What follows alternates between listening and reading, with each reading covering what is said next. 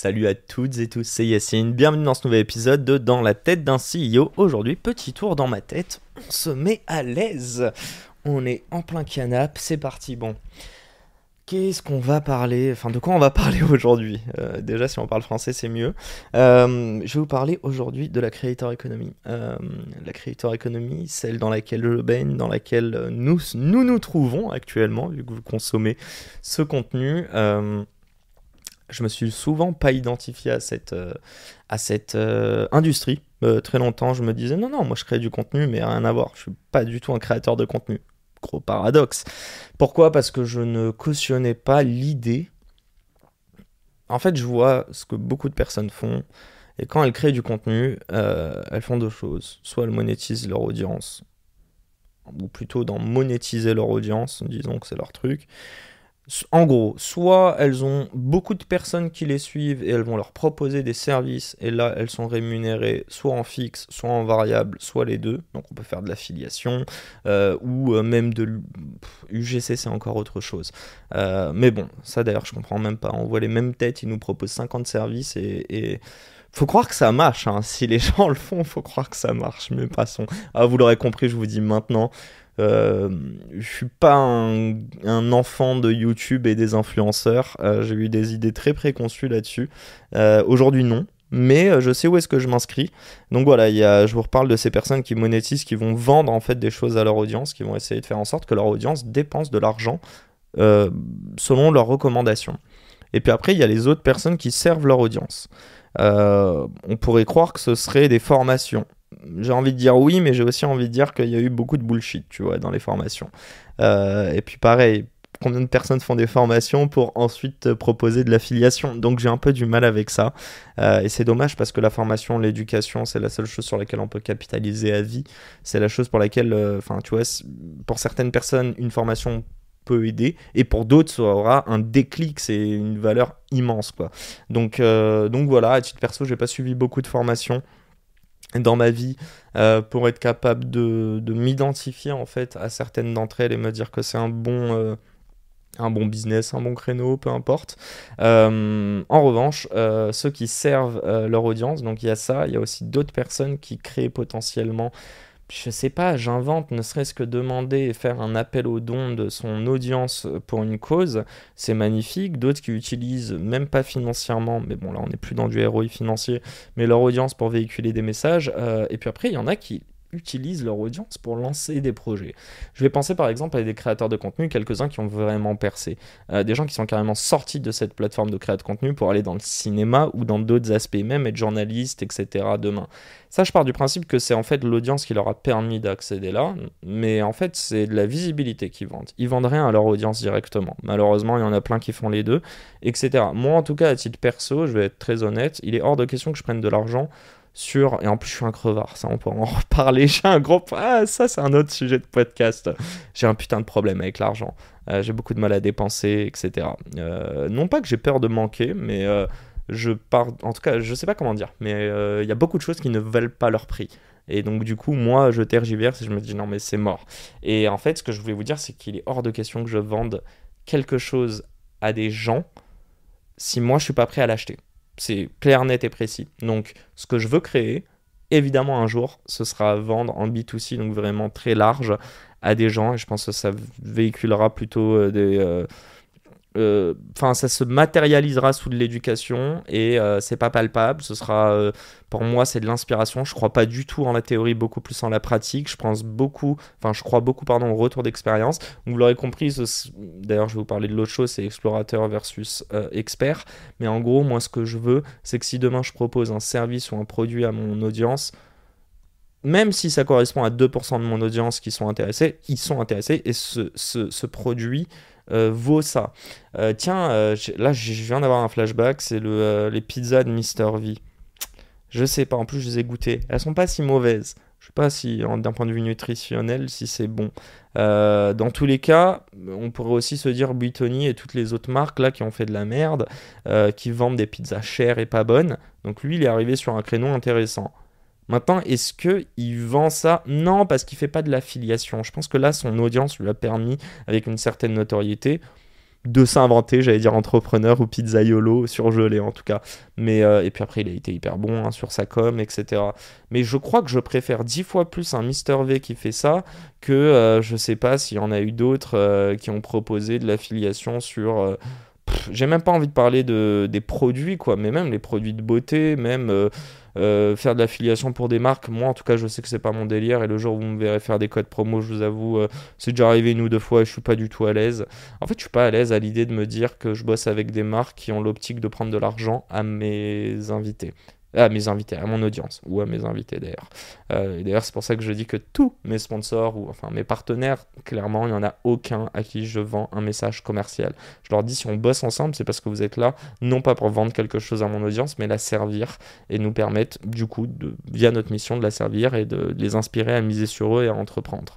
Donc voilà, la réflexion que j'ai eue, ce qui est sûr et certain, c'est que je n'ai pas la réponse encore de quel est le produit miracle que je vais pouvoir apporter à cette audience.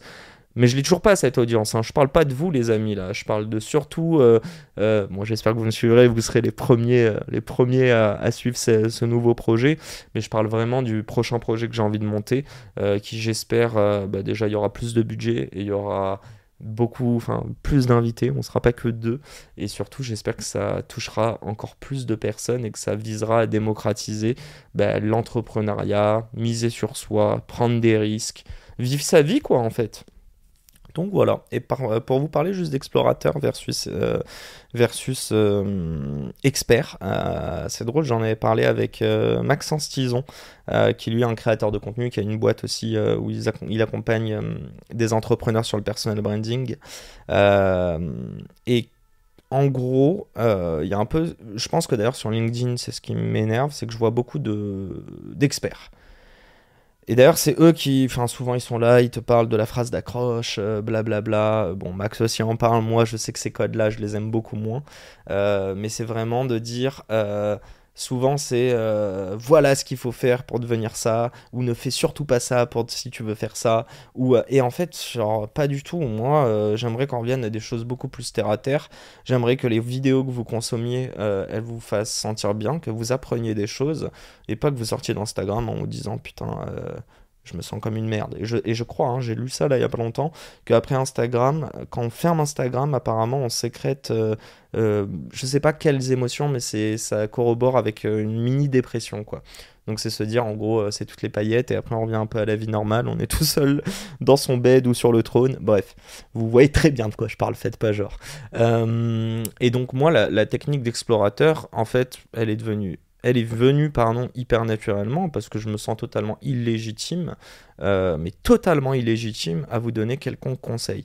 Pareil, là je vous dis un peu les questions que j'ai eues et souvent je termine souvent en vous disant si vous avez des réponses à ces questions, dites-moi, parce que c'est le fruit d'une réflexion et j'ose espérer, hein, j'ose fortement espérer que je vais avoir d'autres avis un peu plus réfléchis, un peu plus enrichis par d'autres informations d'ici quelques semaines, quelques mois, quelques années quoi. Donc encore une fois, il n'y a aucune vérité générale et mon but c'est de pouvoir rencontrer un max de personnes et de vous faire aussi rencontrer un max de personnes pour que vous puissiez, à travers cet aspect d'explorateur et des questions que je pose, humaniser les gens, quoi.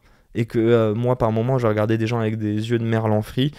Évidemment, je pense qu'avec Gad, ça a été le cas. Mais en même temps, je pense qu'il y a plein de questions où j'essaie de comprendre si j'étais à sa place, qu'est-ce que je ferais ou pourquoi il a fait ça. Et en fait, sans m'en rendre compte, c'est m'identifier à lui et c'est me projeter, etc. Alors, je vous rassure, je n'espère pas faire 10 one-man show. En tout cas, c'est pas un objectif. Si demain ça arrive, ce serait incroyable.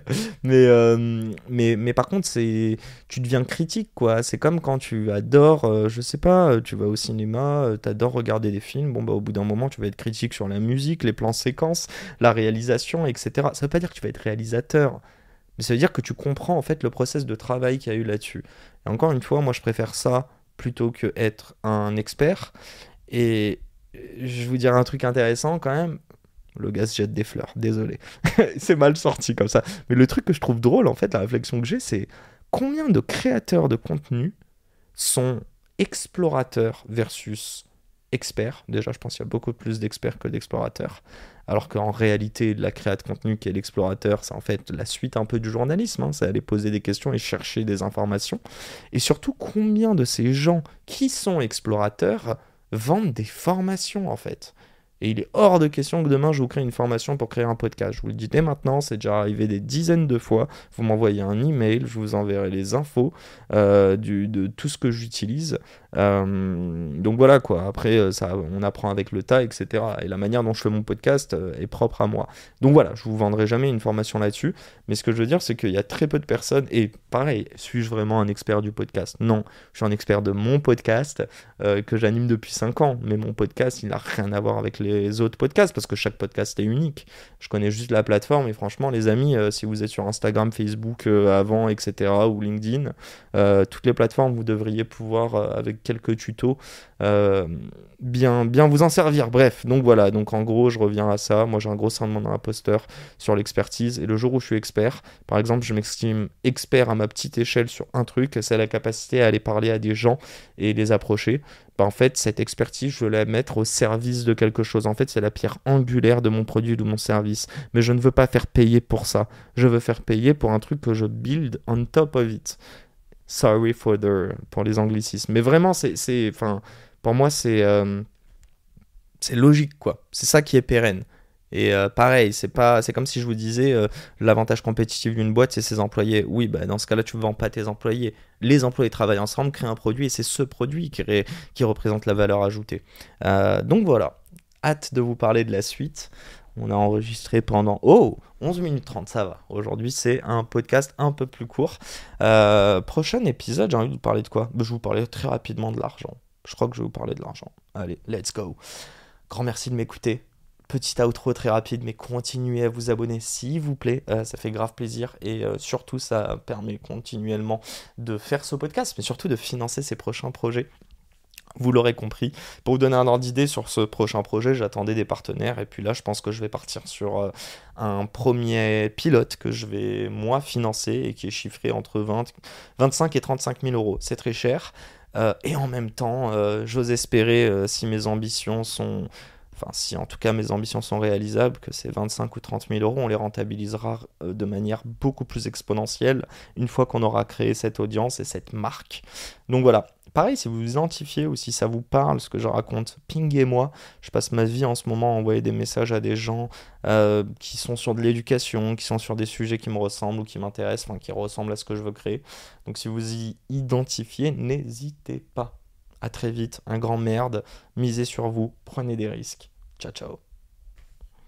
C'est déjà la fin de cet épisode, j'espère qu'il vous a plu. Si c'est le cas, pourquoi vous nous le diriez pas? Laissez-nous un petit commentaire, un petit like, partagez-le à des amis, des personnes qui seraient susceptibles d'aimer cet épisode, et n'hésitez pas non plus à nous proposer des invités pour les prochains épisodes. Le prochain épisode sort lundi, je vous laisse vous abonner dès maintenant, et encore une fois, merci de nous soutenir et de nous écouter. Un grand merde à toutes les personnes qui entreprennent, et à très vite pour un nouvel épisode.